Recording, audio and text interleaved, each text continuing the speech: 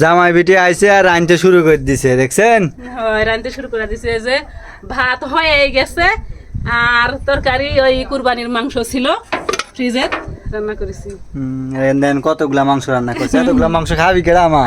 শেষ আর নাই কো, কুরবানি দেওয়া ছিল ওই জন্য তোমারে খাওয়াতে পারিছি, এখন কুরবানি শেষ, মাংস শেষ, আমার তোমারে খাওয়ানো শেষ। আমার মায়ের হাতের মাংস রান্না কিন্তু সেই স্বাদ হয় তাহলে গো। হ্যাঁ সেই স্বাদ, সেই স্বাদ হয় আপনাদের ভাইরাল এবার শেষ। আমি আবার মানে ওই ঘুরে গেছে আবার আসা আনা হবে কি আছে? নাই নাই করলে আবার আপনি আবার বলবেন নিজে চাচি লুবি, তাই জন্য নাই নাই করে, আবার কথা না বলে না হাসলে বা বলেন যে চাচি অহংকারী।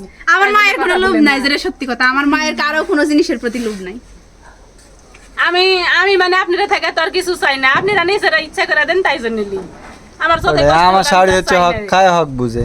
আপনারা ভালোবাসা দেন বলেই তো আমার মা লেয়, তাছাড়া তো লেয় না। আমার মায়ের কোনো লোভ নাই, আমার মা কারোর প্রতি কোনোদিন অন্যায় করেনি। আমার মা সবসময় সৎ পথে চলেছে। আমার ওইরকম কোনো আমার মানে বড় বিল্ডিং হোক, বাড়ি হোক কি গাড়ি হোক, এরকম কোনো ইয়ে নাই কো। আমার একটাই টেনশন, সেটা হলো আমার মানে আমি শুরু থেকেই তো বলেছি ফেসবুকে এসে যে আমার অনেকগুলা কিস্তি ঋণ আছে। আমার ঋণ যদি শোধ হলো নি তাহলে আমার আর কোনো টেনশন হলো না, অন্য কোনো জিনিসের প্রতি আমার কোনো লোভ নাই।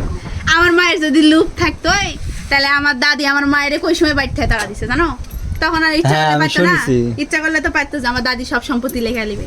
কিন্তু আমার মায়েরা আমার দাদির সেই বাড়ি ছাড়া দিয়ে আমার বাপ মা দুইজনে ভাড়া থাকিছে, থেকে কষ্ট করে করে করে করে আজকে এই জমি আর এই বাড়ি দিছে। তা আমার মায়ের জীবনে অনেক বেশি কষ্ট। মায়ের টাকা দেয় বাড়ি দোয়া যতটুকু আছে সেটা হলো ঋণ, ঋণের জন্য টেনশন, কিস্তি অনেকগুলা।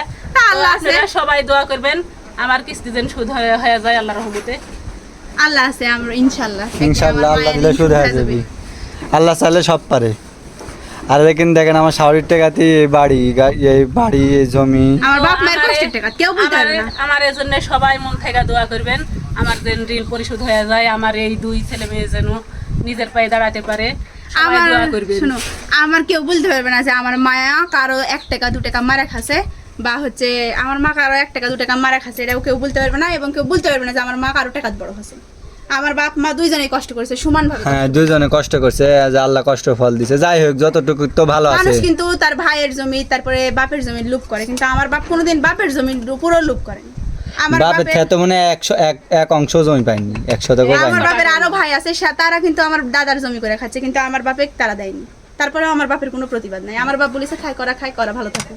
আমার শাওরি নিজের যোগ্যতার জমি কিনছে, জমি বাড়ি দিছে। আমার অন্য আমি বলেছি তো প্রথমে যে আমার বাড়ি গাড়ি কোনো কিছু লোভ নাই, কিন্তু মানে থাকার একটা জায়গা লাগবে এই জন্যে। আর আমার একটাই সমস্যা, সেটা হলো আমার অনেকগুলো কিস্তি। এই কিস্তি যদি শোধ হয়ে যায় তাহলে আমার আর কোনো টেনশন নাই। এক সার অন্তর এক সার খাবো ইনশাআল্লাহ। আল্লাহ কষ্ট দিছে, আল্লাহ আপনারা সবাই সবাই দোয়া করবেন, সবাই আমার জন্য মন থেকে দোয়া করবেন। আল্লাহ হাফেজ।